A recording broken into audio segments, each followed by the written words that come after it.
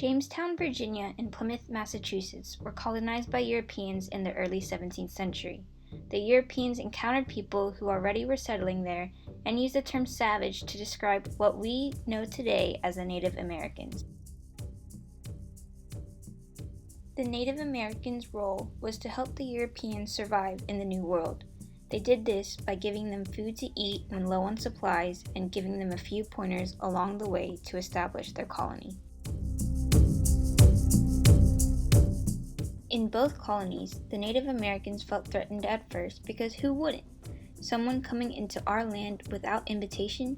That's suspicious. However, as time progressed, the Native Americans found the Europeans to not be a threat and welcomed them with open arms.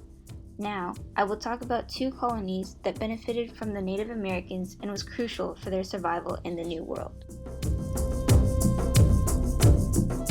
First, I will explain the Native Americans' role in Jamestown, Virginia.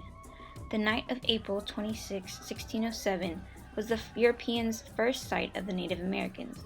Being curious as to this new group of people, the Native Americans were lurking around and had bows and arrows ready for combat. The first encounter with the Native Americans was made by Captain John Smith. He made a gesture of peace and friendship by laying his hand over his heart. From then on, the Native Americans welcomed them into their town Kecoughtan, commanded by the son of Powhatan, where they fed them with bread made of maize or Guinea wheat and gave them tobacco. After eating, they welcomed the Europeans by howling, stomping on the ground, singing, and dancing. The Europeans met other Native American tribes who were also welcoming, such as the Paspahegh and the Rappahannock. However, not all were as welcoming. On the 13th day of May in 1607, they came to settle the Paspahegh country known today as Jamestown, Virginia. The Werowance, or leader of the Paspahegh, arrived 5 days later and was guarded closely. He told the Europeans to put their weapons away, but they did not trust him. A little brawl broke out when a savage stole a hatchet and the Europeans used force to retrieve it. At that moment, both the Paspahegh native group and the Europeans felt threatened.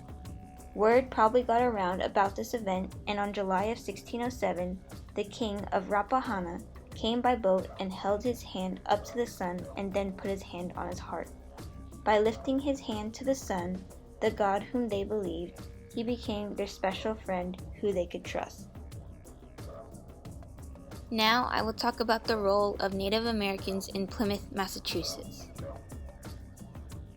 At first, the Native Americans of the Patuxet tribe were lurking around and would run away if they saw the Europeans. A brave man named Samoset was the first to approach them and later brought others, including Squanto and Chief Massasoit. Squanto was their interpreter and taught the Europeans how to gather up other goods needed for survival, the best place to fish, and how to plant corn. Chief Massasoit and governor of the Plymouth colony, William Bradford, made peace between the natives and Europeans by establishing the following rules. Number 1. That neither he nor any of his should injure or do hurt to any of their people. 2. That if any of his did any hurt to any of theirs, he should send the offender that they might punish him. 3. That if anything were taken away from any of theirs, he should cause it to be restored, and they should do the like to his. 4. If any did unjustly war against him, they would aid him. If any did war against them, he should aid them. 5.